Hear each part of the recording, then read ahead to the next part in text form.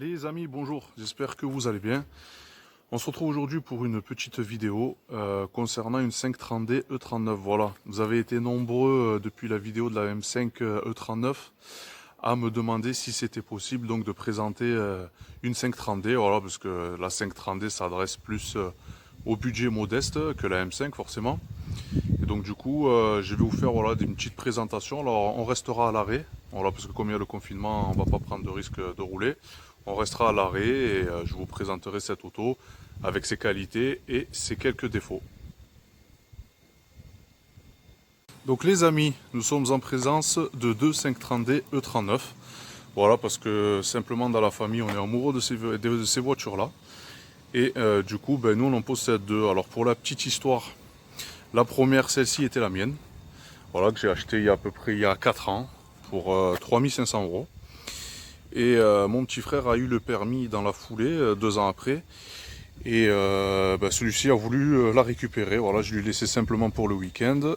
Et il a tellement apprécié qu'il m'a demandé donc de lui laisser. Donc du coup, vu qu'il était étudiant et que je ne voulais pas qu'il arrête ses études pour s'acheter une bagnole, je lui ai filé. Voilà. Par la suite, je me suis mis donc activement à la recherche d'une autre 530D E39, mais en bleu, voilà, parce que je la voulais en bleu, ça n'a pas été évident.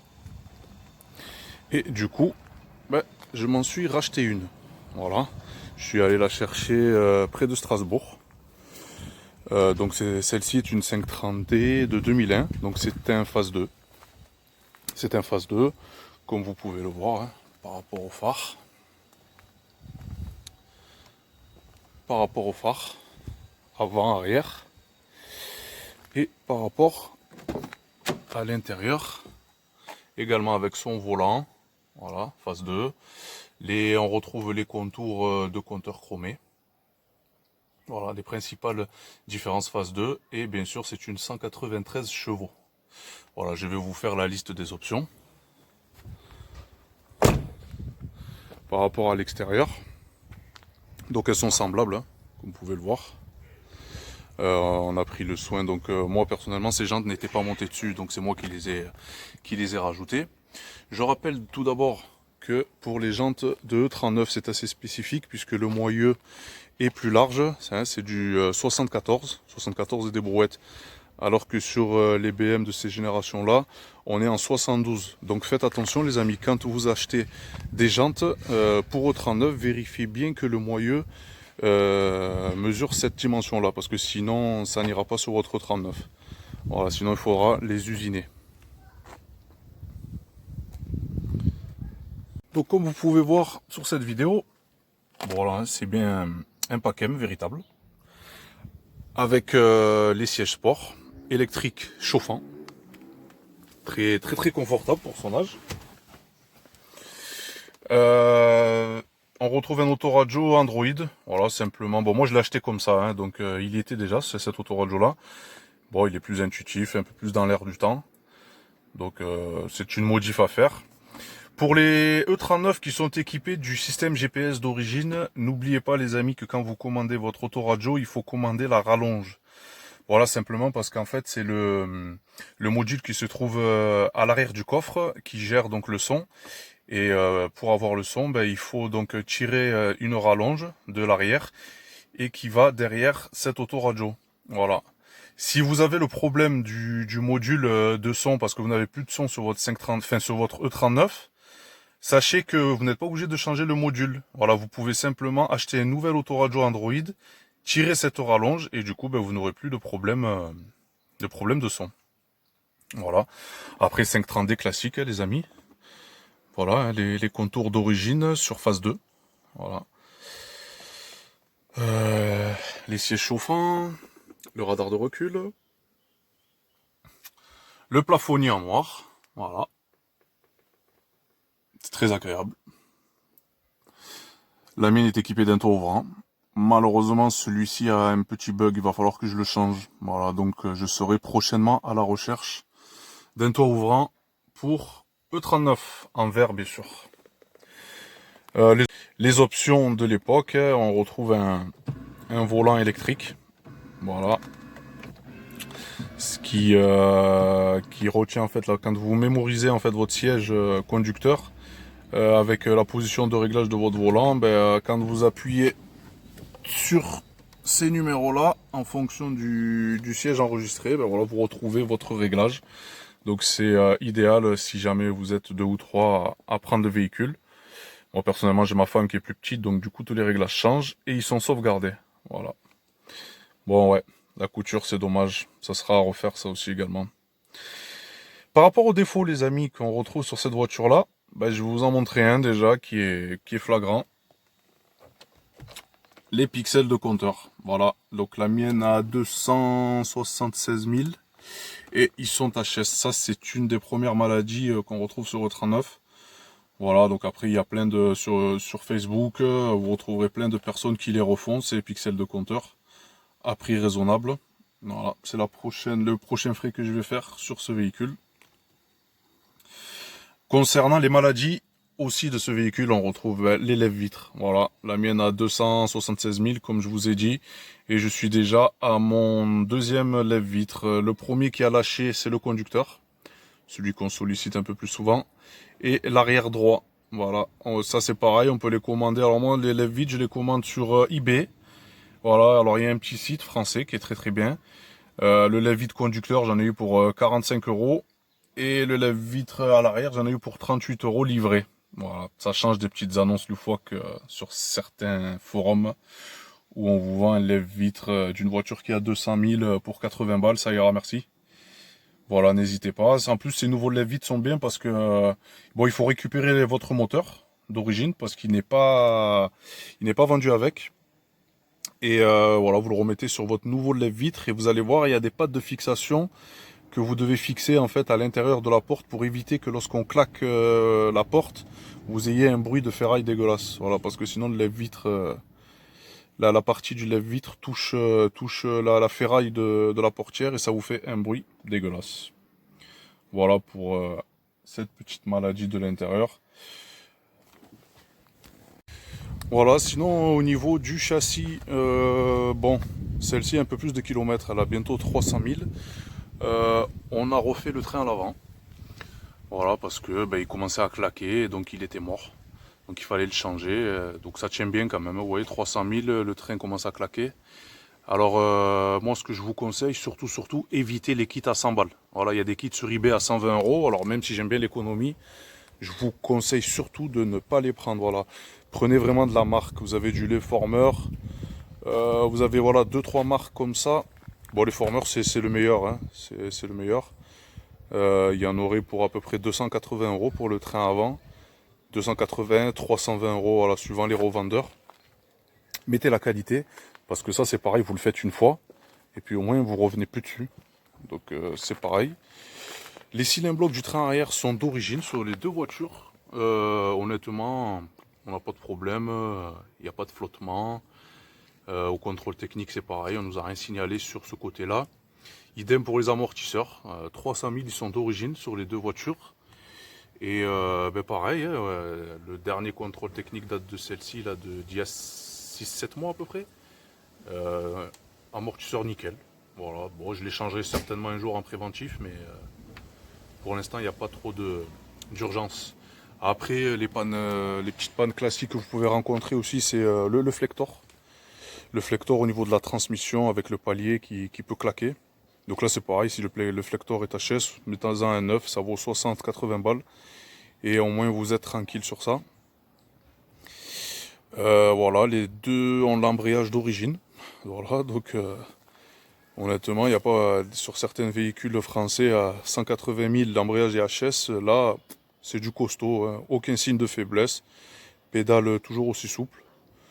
Voilà, donc ce qui prouve bien la solidité de ce moteur. La 530D E39 que j'ai eu la plus kilométrée avait 580 000 km. Ouais, tout à fait. Avec le moteur d'origine, l'embrayage avait été changé une fois, j'avais la facture. Sinon, le bloc en lui-même était d'origine. La boîte, pareil, boîte manuelle, honnêtement, c'est incassable, hein. Alors ça, c'est pareil, c'est pas parce que c'est incassable qu'il faut pas la vidanger, hein. Une boîte manuelle, ça se vidange aussi, ainsi que le pont. N'oubliez pas de le faire.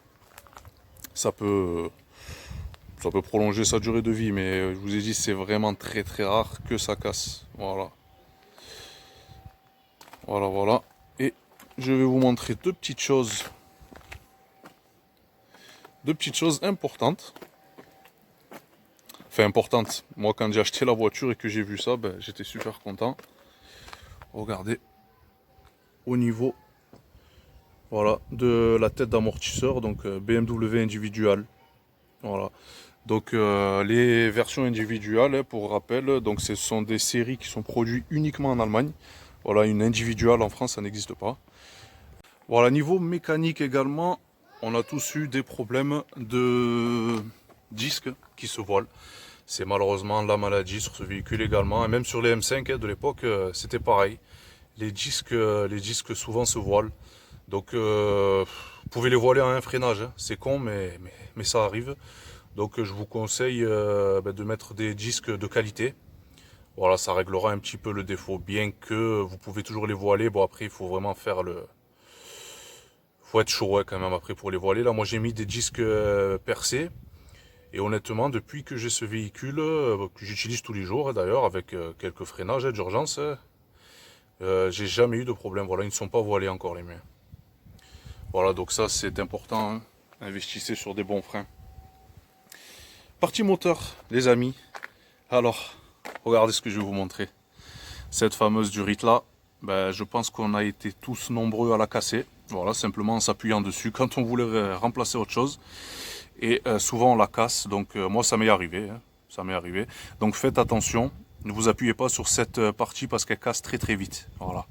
Et après, si vous la cassez, ben, vous êtes obligé de changer en fait toute la durite entière. Voilà.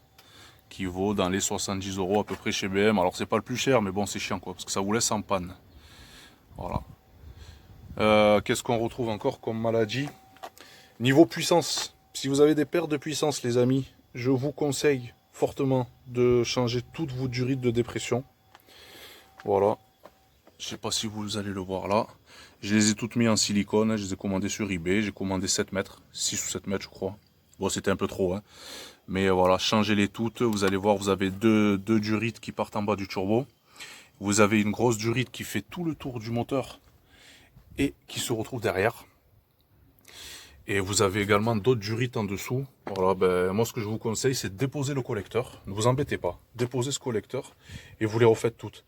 Et je vous assure, vous allez voir, vous allez avoir une autre voiture. Parce que moi personnellement, je n'avais plus de puissance en dessous de 2300 tours, 2400 tours. Et une 406 HDI passée devant moi, je me rappelle, souvenir, triste souvenir. Et voilà, mais par contre, quand j'ai démonté, quand j'ai changé mes durites, elles étaient toutes craquelées, mortes. Donc faites-le, voilà. Puisqu'on parle du collecteur, si vous êtes équipé d'une 530D automatique, virez-moi cette merde. Voilà, parce que vous pouvez casser le moteur.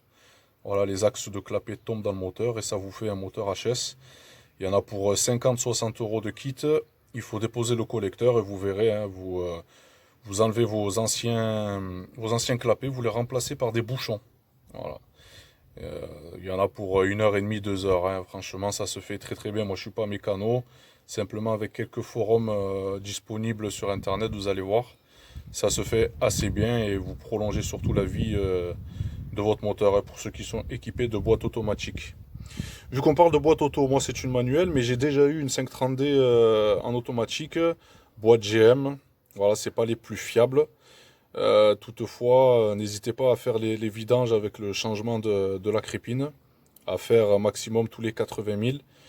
Ça peut vous aider à prolonger la vie de votre véhicule. Alors certains vont faire 300 000 sans vidange, d'autres vont faire 200 000 alors qu'elle a été vidangée.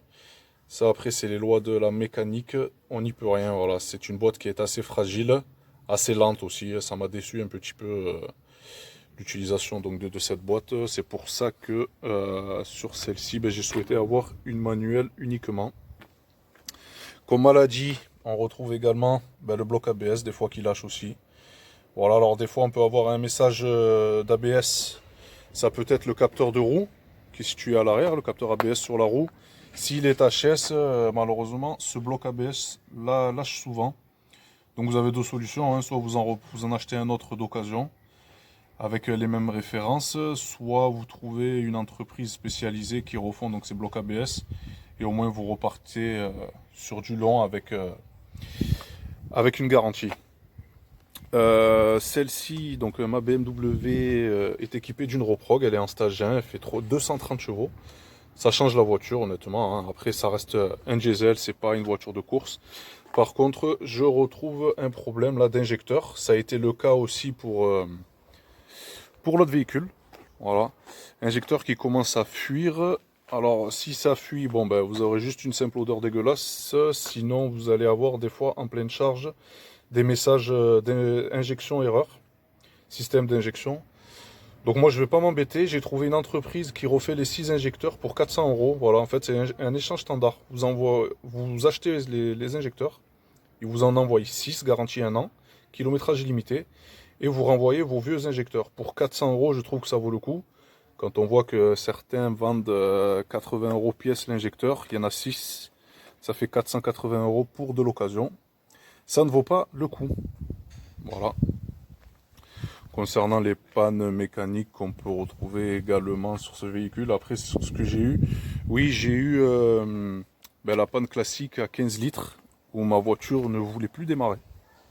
Voilà, ma voiture ne voulait plus démarrer à 15 litres, j'étais en panne. Il suffisait simplement de rajouter du gasoil et elle repartait. Donc la pompe se situe sous la banquette de ce côté-là.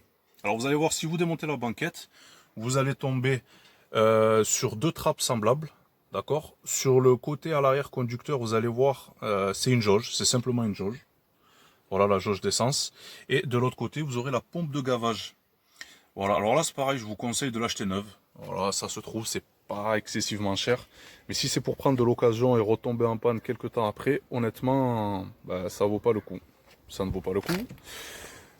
J'ai eu également une panne. Alors là, c'est pas compliqué, la voiture ne voulait plus démarrer. Voilà, le démarreur se lançait, mais il n'y avait plus rien. Et je n'entendais plus la pompe sous le conducteur. Voilà.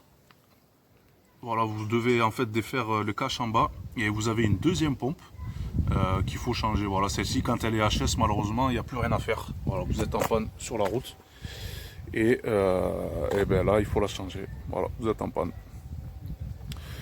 Concernant les autres pannes que j'aurais pu avoir, je vous fais un petit tour et je réfléchis en même temps. Je reviens sur la partie moteur. N'oubliez pas les amis, il y a au niveau du désuileur, vous avez un petit filtre. Voilà, il est en mousse. N'oubliez pas de le changer toutes les 2-3 vidanges, il faut le faire. Moi personnellement je le fais toutes les vidanges, ça coûte... Bon, alors vous pouvez changer soit tout le désuileur, le séparateur d'huile comme ils disent, mais ça vaut pas le coup. Voilà, changez juste le filtre et vous allez voir, vous pouvez épargner votre turbo. Voilà, ça c'est assez important. Concernant les manques de puissance tout à l'heure, donc j'ai parlé des durites de dépression. Vous pouvez avoir également la panne au débitmètre, voilà, qui se situe juste ici. Là c'est pareil, débitmètre, ne vous emmerdez pas, vous le changez neuf. Voilà, c'est mieux, moi vous êtes sûr de ce que vous achetez. Concernant l'entretien classique, les courroies accessoires, voilà. Bon, tous les 180 000 ils préconisent, ouais. Vous pouvez les faire tous les 180 000. N'oubliez pas de changer la pompe à eau au moins une fois. Celle-ci n'est pas sujette aux casses comme sur les moteurs M51 DTDS où la pale était en plastique. C'est quand même du costaud, mais bon, si vous envisagez de prendre la route avec votre véhicule et toute votre famille, surtout pour les vacances, moi je vous suggère de la changer. Voilà. Après à 280 000, enfin 276 000, la poulie d'ampère est d'origine, elle ne montre pas de signe de faiblesse. Voilà. J'ai eu aussi une panne sur la pompe de direction assistée. Malgré le bon niveau, celle-ci me faisait un bruit, un sifflement. Donc elle était HS, je l'ai changée. Celle-ci par contre je l'ai mis d'occasion simplement parce que je l'avais. Voilà, donc je n'allais pas investir dans une neuve.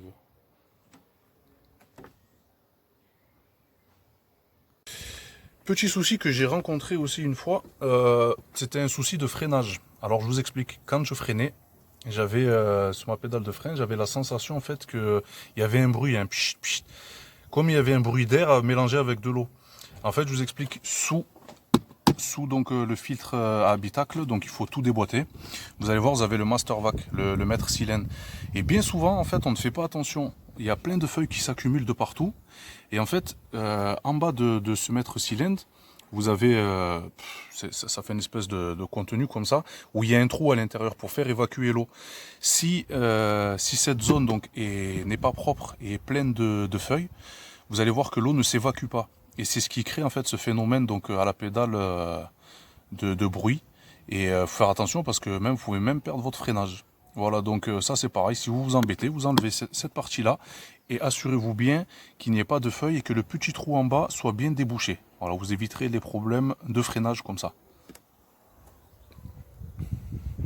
Donc les amis, revenons-en à cette voiture. Moi c'est une auto que je conseille.